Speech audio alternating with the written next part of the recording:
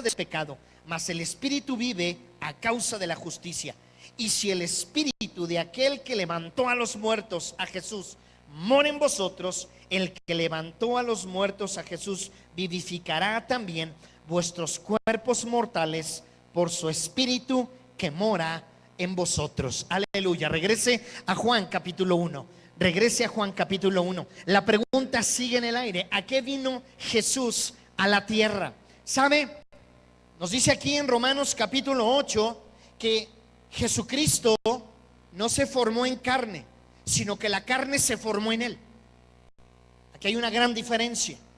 La carne se formó alrededor del Espíritu, de lo que es la esencia del Señor Jesucristo. ¿Y por qué es que se tuvo que hacer así? Según Romanos capítulo 8 versículos 1 al 11. Porque la carne contiene la sangre. Jesús no podía bajar como espíritu. Jesús tenía que bajar como carne. ¿Y por qué como carne? Porque en la carne se contiene la sangre. ¿Qué es la sangre? La sangre es la dadora de vida. La sangre a usted y a mí nos da vida. Fíjese lo que dice Hebreos. Vámonos rápido. Vuelva a poner ahí su dedo en Juan y vámonos a Hebreos capítulo 9. Hebreos capítulo 9. Y vamos a ver qué nos dice Hebreos capítulo 9 versículo 19. Hebreos 9, 19 dice así: porque habiendo anunciado Moisés todos los mandamientos de la ley a todo el pueblo. Hebreos capítulo 9 versículo 19: tomó la sangre de los becerros y de los machos cabríos con agua, lana escarlata y hisopo, y roció el mismo libro y también a todo el pueblo, diciendo: esta es la sangre del pacto que Dios os ha mandado. Y además de esto roció también con la sangre el tabernáculo y todos los vasos del ministerio. Y casi todo es purificado según la ley con sangre, y sin derramamiento de sangre no se hace remisión de pecados. Fue pues necesario que las figuras de las cosas celestiales fuesen purificadas así, pero las cosas celestiales mismas con mejores sacrificios que estos, porque no entró Cristo en el santuario hecho de mano, figura del verdadero, sino en el cielo mismo, para presentarse ahora por nosotros ante Dios, y no para ofrecerse muchas veces como entra el sumo sacerdote en el lugar santísimo cada año con sangre ajena. De otra manera le hubiera sido necesario padecer muchas veces desde el principio del mundo. Pero ahora, en la consumación de los siglos, se presentó una vez para siempre por el sacrificio de sí mismo para quitar de en medio el pecado. Y de la manera que está establecido para los hombres que muriera una sola vez y después de esto el juicio. Así también Cristo fue ofrecido una sola vez para llevar los pecados de muchos, y aparecerá por segunda vez sin relación con el pecado para salvar a los que esperan. Tome mucha atención en esos versículos y la pregunta sigue en el aire: ¿a qué vino Jesucristo a la tierra? Regrese por favor a Juan capítulo 1. A Juan capítulo 1. Y me encanta este versículo 14 y dice: y aquel verbo, Juan 1:14, fue hecho carne. Y fíjese lo que dice aquí en este versículo: y habitó entre nosotros. Habitó entre nosotros. ¿Sabe usted algo? Cuando Jesucristo estaba en los cielos, creando la tierra, creando los cielos, creando el mar, creando el sol, las estrellas, la luna, creando al hombre, yo quiero decirle que el Señor Jesucristo creó el tiempo y también el espacio. Creó el tiempo y lo marcó en 7 días. ¿De acuerdo? De hecho nos dice que Él desarrolló toda la creación en 6 días y que el séptimo día lo descansó. Pero también estableció a través del sol y la luna y las estrellas el espacio, el tiempo, pero también a través de los mares, a través de los ríos, a través de la tierra, también estableció los espacios. Fíjese qué tremendo. El creador de los tiempos y el creador de los espacios nos está diciendo en el versículo 14, ojo, revelación: el creador del tiempo y el creador del espacio se sujetó al tiempo y se sujetó al espacio.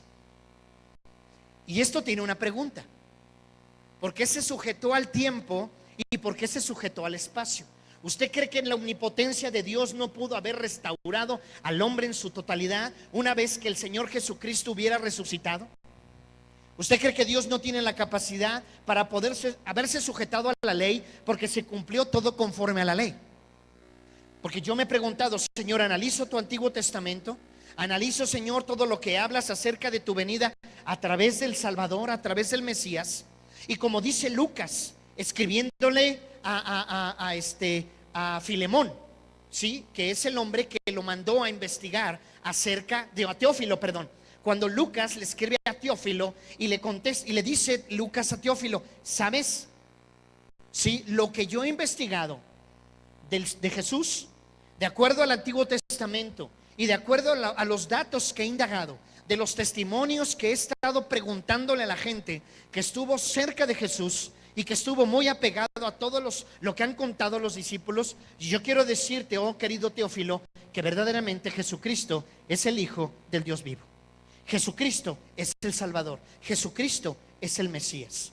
Entonces se cumple la profecía de que el Señor Jesucristo iba a venir al mundo. También se cumple el anuncio donde habla de que iba a morir, de que iba a ser sepultado y de que también iba a resucitar al tercer día. Eso se cumplió.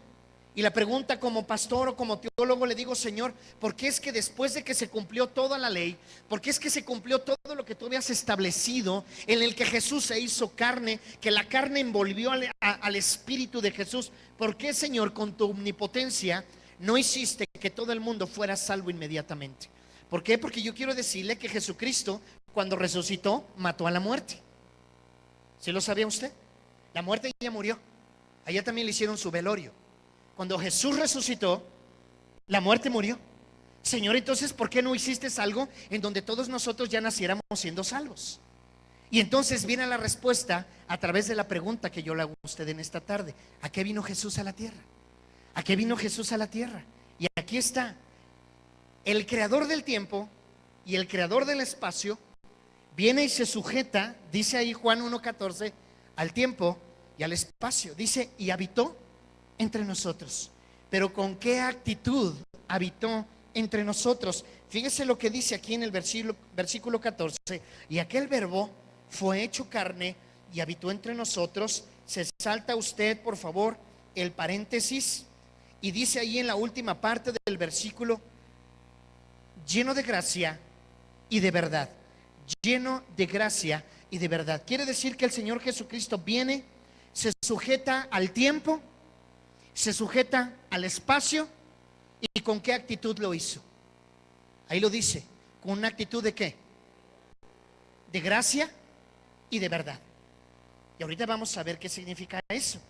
Entonces la pregunta sigue, e insisto en ella. ¿A qué vino Jesús? ¿A qué vino Jesús a la tierra? Fíjate, Juan capítulo 1, versículo 32. También dio Juan testimonio diciendo, vi al Espíritu que descendía del cielo como paloma y permaneció sobre él. Y yo no le conocía, pero el que me envió a bautizar con agua, aquel me dijo, sobre quien veas descender el Espíritu y que permanece sobre él, ese es el que bautiza con el Espíritu Santo. Aleluya. Versículo 34. Y yo le vi y he dado testimonio de que este es el Hijo de Dios. ¿A qué vino Jesús a la tierra? ¿Sabe? Dice la Biblia que Juan vio al Espíritu Santo descender en forma de paloma y Dios se le reveló a través de ese evento. El apóstol Pablo también pudo ver a través de una luz y pudo oír a través de la voz de Jesús, y entonces Pablo creyó. Tomás se presenta en el segundo piso de una casa delante de Jesús, y entonces Jesús le enseña las perforaciones de las manos, y entonces dice ahí que Tomás mete el dedo y entonces creyó. Usted ha tenido experiencias con Jesús. Usted en muchas ocasiones ha oído su voz. En otras ocasiones usted ha sentido su presencia. En otras ocasiones el Señor Jesucristo a usted le ha permitido